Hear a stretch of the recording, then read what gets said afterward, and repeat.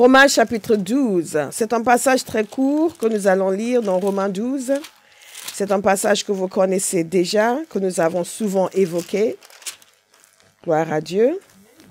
La parole de Dieu nous dit ceci: je vous exhorte donc, frères, par les compassions de Dieu, à offrir vos corps comme un sacrifice vivant, saint et agréable à Dieu, ce qui sera de votre part un culte raisonnable. Ne vous conformez pas au siècle présent, mais soyez transformés par le renouvellement de l'intelligence, afin que vous discerniez quelle est la volonté de Dieu, ce qui est bon, agréable et parfait. Nous sommes exhortés ici à offrir nos corps comme un sacrifice vivant. Et je vais vous lire la version du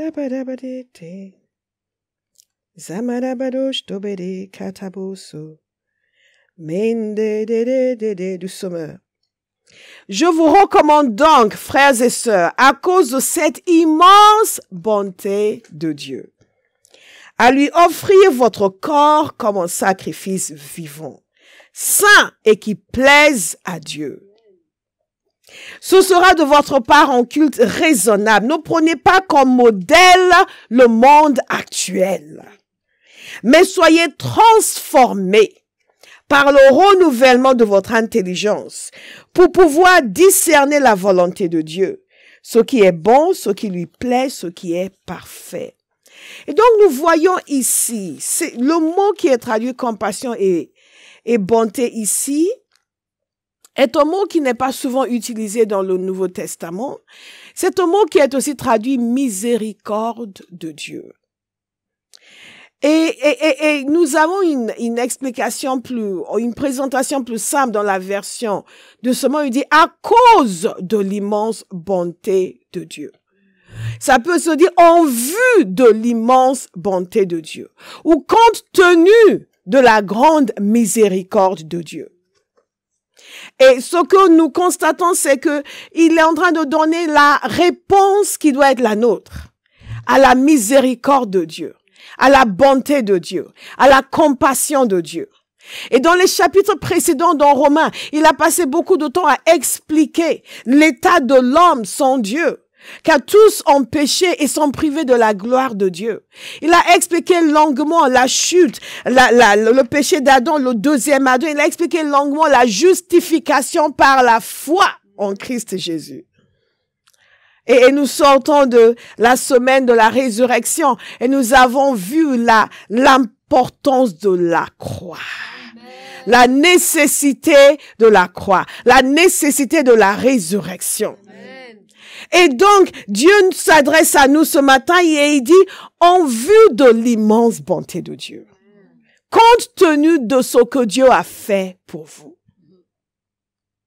qu'est-ce que Dieu nous demande de nous offrir comme un sacrifice vivant? En d'autres termes, nous nous donnons entièrement. Nous nous engageons pleinement pour lui. Nous prenons fait et cause pour lui. Nous adhérons totalement et complètement à sa cause.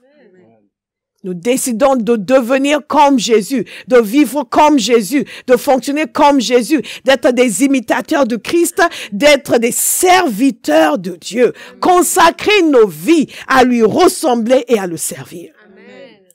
C'est cela, cette image de cet animal qui est placé sur l'autel. Dans l'Ancien Testament, il prenait le corps de l'animal, il le plaçait sur l'autel. Et il était utilisé en sacrifice et il ne restait rien que les cendres qui devaient être évacuées. En réalité, c'est ça. Nous lui donnons nos vies. Il ne reste rien que nous retenons. Alléluia. Et donc, c'est important de comprendre. Donc, qu'est-ce que ça veut dire? Ça veut dire que je deviens un disciple. Parce que comme nous avons vu, un disciple, c'est celui qui suit son maître et qui devient comme son maître. Un disciple bien formé, nous dit Jésus, sera comme son maître. Un disciple bien formé sera comme son maître. Cette préoccupation constante avec la personne de Christ, devenir comme lui ressembler, penser comme lui, parler comme lui, agir comme lui, faire comme lui et faire ce qu'il est en train de faire. Quand Jésus a dit, je bâtirai mon église, moi j'ai répondu, moi aussi. Pas comme lui, mais avec lui. Parce qu'il a une puissance que je n'ai pas. Il a une capacité d'action que je n'ai pas. Mais toute la capacité d'action qu'il m'a donnée, je la lui donne. Toute l'énergie qu'il m'a donnée, je la lui donne. Toutes les finances qu'il m'a données, je les lui donne. Tout le temps qu'il m'a donné, je les lui donne. C'est cela être un sacrifice vivant. C'est cela être un disciple. Alléluia. Et la parole de Dieu nous dit que quand Jésus devait quitter la terre, il a dit à ses disciples, voyez à qui Jésus confie des tâches des disciples. Il a dit à ses disciples d'aller, il a dit, faites de toutes les nations des disciples, les baptisant au nom du Père, du Fils et du Saint-Esprit et enseignez-leur à observer tout ce que je vous ai prescrit. Donc il y a aussi une responsabilité. D'abord, nous d'être des disciples, ensuite de faire des disciples. C'est la raison pour laquelle nous devons être révoltés quand nous voyons que Satan empêche aux gens de venir à Christ. Parce qu'il est en train de bloquer notre mission de faire des disciples. Si personne n'est converti, quel disciple est-ce que vous allez faire? Ça veut dire que vous êtes en train de rater ce que Jésus vous a ordonné de faire. Faire des disciples. Il ne suffit pas d'être un bon chrétien, d'être béni, d'être content. Si je ne fais pas des disciples, je suis en train de rater mon mandat. Alléluia. C'est la raison pour laquelle la conversion en continu des gens dans l'église est l'affaire de tout le monde. Parce que si les gens ne sont pas convertis, quel disciple est-ce que vous allez faire? Si vous ne faites pas de disciples, vous passez toute votre vie sans accomplir ce que Jésus vous a dit de faire. C'est vraiment important pour nous de comprendre la perspective divine. La perspective divine ne s'arrête pas à mon bien-être. La perspective divine, c'est que mon bien-être doit conduire au bien-être de quelqu'un d'autre. Jésus a fait des disciples. Et après avoir fait des disciples, il a dit à ses disciples de faire des disciples. Et aux disciples qui vont faire aussi de faire des disciples. Et aux autres disciples de faire des disciples. Et il dit ceci, vous allez enseigner. Et en enseignant, vous allez leur apprendre à obéir. C'est fondamental pour nous de comprendre qu'un disciple, c'est quelqu'un qui obéit. Et ça va à l'encontre de la nature de certains pays et certaines cultures et certains individus. Et particulièrement dans notre génération aujourd'hui. Cette génération n'a plus l'habitude d'obéir. Et donc s'estime en liberté de faire ce qu'il veut comme il veut. Si vous faites ce que vous voulez, comme vous voulez, vous êtes en train de détruire votre vie. Est-ce que vous me suivez? Vous êtes en train de détruire votre vie parce que ça va à l'encontre de ce que Jésus attend. Nous devons obéir. Et quelqu'un doit décider, je vais obéir. Je vais obéir. Il ne s'agit pas juste, Dieu va, tant que Dieu me bénit. Dieu bénit même les gens qui ne sont pas convertis. Mais il n'est pas content d'eux. Et ce passage nous parle du fait que nous devons discerner ce qui est bon, ce qui est agréable à Dieu. Le propre d'un disciple, c'est la capacité de discerner ce qui plaît à Dieu, d'aimer ce qui plaît à Dieu et de faire ce qui plaît à Dieu. Il y a une dimension de compréhension spirituelle qui amène un être humain à ne plus vivre pour son plaisir, mais à vivre pour le plaisir de Dieu. En réalité, où un être humain devient quelqu'un dont le plaisir de Dieu devient son plaisir. Une des premières choses que nous avons dit quand nous avons commencé cette série sur le discipulat, c'est que ce n'est pas une question de se forcer de s'obliger à. S'il faut, il faut s'obliger. Parfois, il faut s'obliger à se lever le matin pour prier. Il en faut. Il va dire, bon, il faut. Non, je ne dois pas m'obliger. Parce qu'il a dit qu'il ne faut pas m'obliger. Et là, j'ai vraiment envie de dormir jusqu'à midi, donc je vais dormir jusqu'à midi. Et dimanche matin, j'ai perdu mon travail, c'est votre faute. Vous avez dit qu'il ne faut pas s'obliger. Je ne me suis pas obligée à aller au travail. Et ils m'ont viré. Et je dis, je n'y suis pour rien. Quand nous ne sommes pas encore correctement formatés, nous sommes obligés de nous obliger. Mais ce que Dieu veut faire, c'est de nous formater. nous reformater, enlever la pourriture de nous et nous amener à aimer ce qui est sain et agréable. Ce passage dit de discerner ce qui est bon, qui est sain et qui est agréable. Donc la volonté de Dieu, c'est quelque chose d'agréable. Ce n'est pas quelque chose de pénible qu'on s'oblige à faire parce qu'on est chrétien.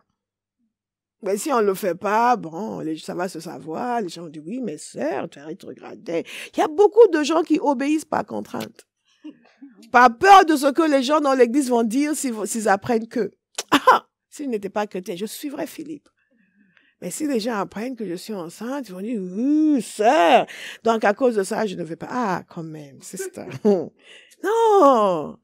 Ce qui est sain et agréable devant Dieu doit être sain et agréable devant nous. Donc, c'est un processus de transformation. Et le processus de discipulat, c'est la troisième partie de ce processus de discipulat, nous emmène à quelque chose qui est fondamental. D'abord, je vous rappelle, pour tous ceux qui ont mangé beaucoup de glace depuis, donc qui ont oublié les différents points que nous avons évoqués dans le processus de discipulat, nous avons parlé du fait qu'il y a la première chose, c'est le renouvellement de l'intelligence. Est-ce que vous vous souvenez? Là, ensuite, les prières qui ciblent cette dimension de discipulat. Parce qu'il y a prière, il y a prière. Et souvent, nous ne prions pas assez pour être de véritables disciples. Nous ne prions pas assez pour que nos désirs s'harmonisent avec les désirs de Dieu. Pour que notre volonté s'harmonise avec la volonté de Dieu. Pour que le plaisir de Dieu devienne le nôtre. Pour que ce qui est agréable à Dieu devienne agréable pour nous. Il y a des gens, par exemple, qui sont pétris d'orgueil. Alors, l'humilité, pour eux, c'est quelque chose d'infect. Ils ont l'impression qu'ils ont été humiliés s'ils s'humilient. Or, s'humilier et être humilié n'est pas la même chose. Hallelujah. Ça ressemble plus facilement en anglais. They think they've been humiliated when they humble themselves. Non, en français, c'est le même mot. Donc, on doit introduire les nuances. Non. S'humilier, ce n'est pas l'humiliation. Mais quand vous êtes humilié, là, c'est autre chose. Et il y a des gens qui sont pétris d'orgueil. S'humilier, c'est comme si on leur coupait la tête, si on leur enlevait leur dignité et leur personnalité. Ils ont l'impression qu'ils ont été piétinés juste parce qu'ils ont demandé pardon à quelqu'un. Et donc, il se passe quelque chose dans l'église. Non, mais frère, il faut que tu demandes pardon à la sœur. Ils vous regardent comme quoi? Ah! Mais pasteur méprise les gens ici. Mais c'est pas le mépris. C'est juste correct. C'est l'humilité de demander pardon. Et pour eux, c'est tellement difficile. Mais quand Dieu nous transforme, quand Dieu nous transforme, on n'a même pas besoin de dire. Le frère est allé vite s'excuser, présenter ses excuses, offrir une boîte de chocolat et quelque chose pour dire vraiment, je me suis pas rendu compte de ce que je fais, je te demande pardon. Et ça sort naturellement. Pourquoi? Parce qu'il s'est passé une transformation. Dis transformation. Transformation. Et c'est ce que cette parole nous dit ici quand vous lisez plus loin dans Romains 12. Soyez transformés. Nous sommes censés être transformés par le renouvellement de notre intelligence. Nous sommes transformés. Et nous avons parlé de prière, nous avons parlé d'être en phase avec nos mentors. Nous avons lu dans 1 Thessaloniciens hier, ce premier chapitre, la partie où l'apôtre Paul parle du fait ils sont restés imitateurs de lui-même et de Christ, en dépit de leurs afflictions. Parce que souvent les gens commencent à être imitateurs du serviteur de Dieu jusqu'à ce qu'ils aient des afflictions. Dès qu'ils ont des afflictions, ils deviennent des ennemis du serviteur de Dieu. Ce ne sera pas votre témoignage. Et nous avons aussi parlé du fait de se former, se façonner à gérer la vie à la manière de Dieu, de renoncer à tout. J'ai beaucoup aimé cette partie, le renoncement. Wow! Que Dieu vous donne l'amour du renoncement. Mais il y a aussi une question importante de crucifixion de la chair. Notez-le. La crucifixion de la chair. Le renoncement à l'impiété. La parole de Dieu nous dit ceci dans Romains 8, au verset 12. Ainsi donc, frères et sœurs, nous avons une dette.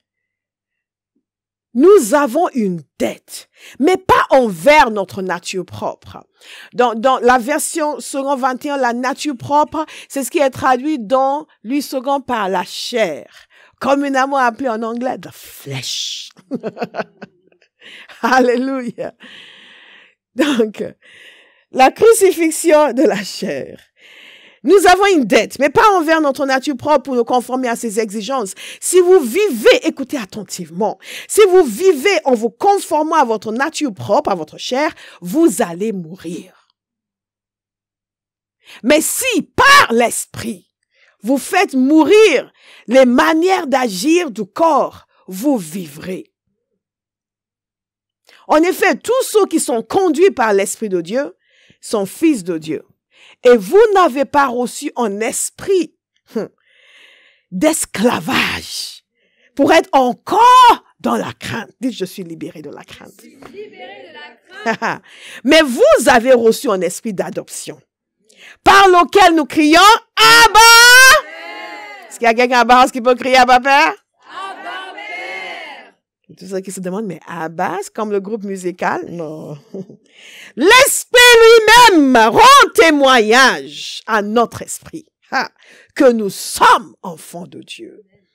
Or, si nous sommes enfants, nous sommes aussi héritiers, héritiers de Dieu et co-héritiers de Christ, si toutefois nous souffrons avec lui, afin de prendre aussi part à sa gloire. La parole de Dieu nous dit ici que nous avons une dette. Envers qui est-ce que nous avons une dette? Envers Dieu. Merci. On peut servir et recevoir en même temps. Nous avons une dette envers Dieu. Nous n'avons pas une dette envers notre chair. Nous ne sommes pas obligés de faire ce que la nature humaine a envie de faire. Beaucoup de gens pensent qu'ils ont une dette envers leur chair. Donc, quand ma chair me dit « mets-toi en colère », ils sont obligés. Mais je comprends, j'ai senti la colère monter en moi. Ah non, c'était plus fort que moi. Non, ce n'était pas plus fort que toi. Tu peux sentir aussi l'Esprit de Dieu te dire « calme-toi ». Alléluia. Nous allons sentir de bonnes choses à partir de maintenant. Nous avons une dette en vue de la miséricorde de Dieu, compte tenu de l'immense bonté de Dieu. Donc nous sommes endettés vis-à-vis de Dieu. Est-ce que vous le savez? Nous sommes débiteurs de Dieu. Dieu n'est débiteur de personne, mais nous sommes perpétuellement, éternellement débiteurs de Dieu. En d'autres termes, we owe him. Hallelujah. We owe him. Quel que soit ce qui se passe dans nos vies, we owe him. Nous sommes toujours débiteurs. Si tout le malheur du monde vient s'abattre sur une personne qui est née de nouveau, elle est toujours débitrice vis-à-vis de Dieu. Il n'y a pas quelque chose qui peut vous arriver que, on est quitte, hein, Dieu, on est quitte. Regarde ce que j'ai souffert. C'est bon. Jésus a souffert. Moi aussi, j'ai souffert. Nous sommes quittes. Je vis ma vie. Non, ça ne se passera jamais comme ça. Non, nous sommes débiteurs. Et nous devons garder cela à l'esprit. Quand nous sommes en train de choisir quel chemin suivre, quelle conduite avoir, savoir que Dieu a le droit d'exiger un certain comportement de notre part. Il a le droit. Il a le droit de nous demander de ne pas mentir. Il a le droit de nous dire de ne pas voler. Il a le droit de nous dire de ne pas avoir des relations avant le mariage. Il a le droit. Parfois, quand vous dites aux gens, mais pourquoi tu fais? Mais de quel droit? Mais Dieu, on fait ça avec Dieu. On lit quelque chose dans la parole. Ne mentez plus les uns aux autres. Mais de quel droit? Mais j'ai envie de mentir. Non, c'est fini. Dites à quelqu'un, tu es débiteur. Vis-à-vis de Dieu. Pour faire sa volonté. J'ai reçu le salut qu'il a donné gratuitement. Je suis débiteur. Alléluia. Mais il y a quelque chose qui est intéressant aussi, c'est que la parole de Dieu ne nous laisse pas en doute. Un disciple, c'est quelqu'un qui a décidé de renoncer aux œuvres de la chair, de renoncer à l'impiété. Ce n'est pas que le processus de disciple-là, c'est cela, c'est le renoncement. Nous devons à un moment donné dire ça suffit, je renonce. C'est pas on va voir qui va venir. Si Dieu me donne pas un chrétien, ben écoute, hein, je laisse mes options ouvertes. Hein. Ah ben s'il m'a pas amené en chrétien, il comprend très bien que je suis obligée de prendre les décisions qui s'imposent. La seule décision qui s'impose, c'est l'obéissance. Parce que nous sommes débiteurs. Alléluia. La parole de Dieu veut que nous comprenions ces vérités fondamentales. Parce que nous ne les comprenons plus de nos jours. Nous pensons que oui, bon, nous avons fait une transaction à la conversion. J'ai donné ma vie, il m'a donné le salut. C'est bon, maintenant je fais comme je veux. Je lui demande son aide, s'il m'aide, ok, s'il m'aide pas, je m'aide. Nous sommes débiteurs. Mais la parole de Dieu nous fait comprendre ceci. Non seulement que que nous n'avons pas une dette envers notre nature propre pour nous conformer à ses exigences, mais c'est que si nous nous y conformons, nous allons mourir. En fait, c'est intéressant que ce soit dit comme ça. Parce qu'en réalité, si vous avez l'instinct de survie, vous savez très bien quelle décision il faut prendre. Mais le problème, c'est que nous ne lisons pas assez ces passages. Nous lisons des passages qui nous permettent de dire Abraham's blessings are mine. Hey, hey, hey, hey. Abraham's blessings are mine. I am blessed in the morning. I am blessed in the evening. Come on now, Abraham's blessings. Hallelujah. Mais la parole de Dieu nous dit ceci. Si nous vivons conformément aux exigences de notre nature propre, nous allons mourir. C'est clair, hein? Wow, je pense que je vais mettre ce passage sur une carte et je vais l'offrir. Parfois, quand les gens vont dire, oui, mais pasteur, tiens, regarde. Je n'ai même pas dit, ouvre dans tes passages. Non, tiens, regarde. Je te l'offre, j'ai un cadeau pour toi. Ça, c'est pour toi. OK. Maintenant, tu vas me faire une rédaction de 3 pages sur ce passage. On va commencer à faire ça. Je pense que ça va nous aider dans le conseil. Gloire à Dieu. Si vous viviez en vous conformant à votre nature propre, vous allez mourir. Mais si par l'esprit, vous faites mourir les manières d'agir du corps, vous vivrez. En fait, ce mot, c'est de là que vient la doctrine de la mortification. Et certains, si vous êtes catholique, vous avez entendu parler de mortification. Mais en fait, il n'y a pas que les catholiques qui parlent de mortification. Sauf que dans le monde catholique, cela a un autre sens. Et les gens, et c'est souvent lié à la flagellation, à la souffrance que l'on impose à son corps. Mais ce n'est pas le sens dans la parole de Dieu. Est-ce que vous me suivez? Ce n'est pas le sens du tout dans la parole de Dieu. Et les vieux chrétiens, ils aimaient parler de the mortification of the flesh. Ça fait oups. C'est pour ça qu'ils étaient plus sérieux que nous. Ils parlaient des choses sérieuses.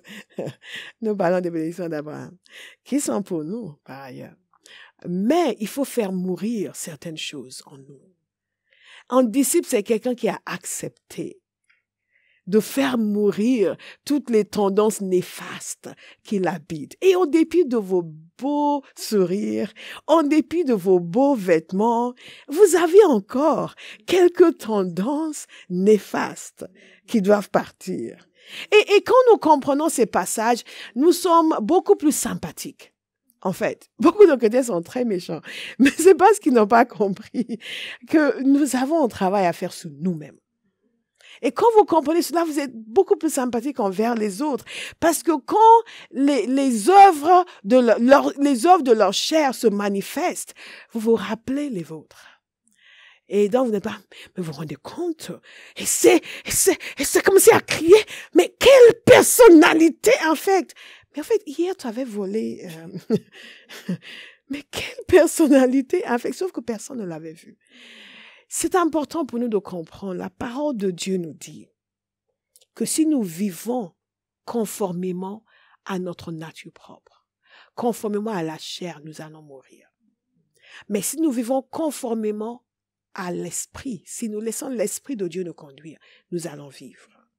Et donc, chaque enfant de Dieu, chaque disciple doit vivre ce processus. Comme le renoncement à soi, il y a le renoncement à l'impiété. Il y a la crucifixion de la chair. Ce sont des choses qui nous permettent spirituellement de grandir. Est-ce que vous me suivez? On ne peut pas avoir les mains dans la saleté et dire « Purifie-moi, Seigneur. Purifie-moi, Seigneur. » Pendant que j'enfonce davantage ma main, purifie. Et beaucoup de chrétiens, nous sommes comme cela. Au moment de dire « Oh, prends mon cœur, Seigneur, et purifie-moi. » Nous sommes là, nous chantons et nous pleurons abondamment.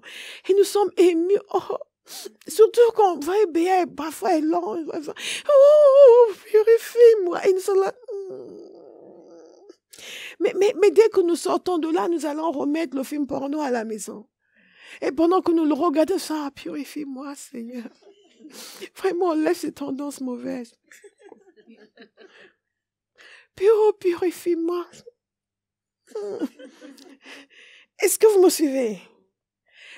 Chacun, le disciple va décider de faire mourir tout ce qui en lui n'est pas en accord avec la parole de Dieu. Et la parole de Dieu nous dit que la manière de faire cela, c'est de suivre l'esprit. Et souvent, je pense que quand j'ai commencé à poser la question à Ben, mais pourquoi elle me demande ça? Parfois, quand quelqu'un fait quelque chose qui n'est pas bon ou prend une mauvaise décision, disons une mauvaise décision par rapport à un travail à faire, est-ce que vous savez que le Saint-Esprit nous aide dans le travail que nous faisons à faire les choses comme il faut?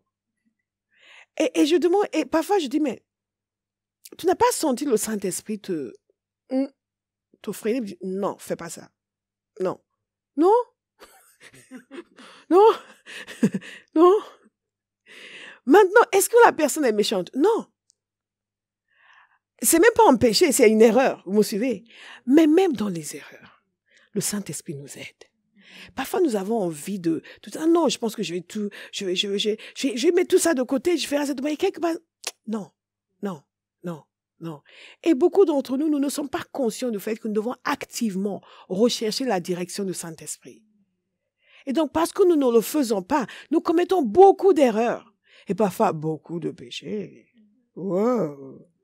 Et après, quand tu dis, mais, tu as fait ça? Et pour quelqu'un qui a un cœur repentant, d'autres vont faire, oui, mais, non, nous faisons mourir. Alléluia. Mais dit celui qui suit l'Esprit de Dieu. Donc, l'Esprit de Dieu est là pour notre sanctification. Mais ce que j'aime dans ce passage, il faut que j'accélère, j'ai tellement de choses à vous dire. Ce que j'aime dans ce passage, et je veux que vous regardiez attentivement, c'est qu'il dit ensuite, en effet, tous ceux qui sont conduits par l'Esprit de Dieu sont fils de Dieu. Vous êtes nés de Dieu, vous êtes enfants de Dieu, l'Esprit de Dieu va vous conduire. Et il ne va pas seulement vous conduire pour vous dire, tu vas te marier avec Philippe. C'est le seul moment où beaucoup de filles demandent la volonté de Dieu. Saint-Esprit, conduis-moi à Pierre, Philippe, Jacques, Pierre, Philippe, Jacques, Pierre, Philippe, Jacques, Pierre, Pierre, Pierre. J'aime bien la voiture, Pierre. Non, l'Esprit de Dieu nous conduit dans la pureté, dans la sanctification. Est-ce que vous me suivez? Ça veut dire chaque jour. Et un disciple, c'est quelqu'un qui est attentif à l'Esprit de Dieu pour qu'il le conduise. Et dès lors où vous êtes enfant de Dieu, vous avez accès à l'Esprit de Dieu. Amen. Nous sommes fils de Dieu. Il nous conduit. L'Esprit de Dieu nous conduit. C'est vraiment extraordinaire. Est-ce que vous comprenez ce que c'est? L'Esprit de Dieu vous conduit. Ça veut dire que Dieu vous conduit. Ça, c'est merveilleux.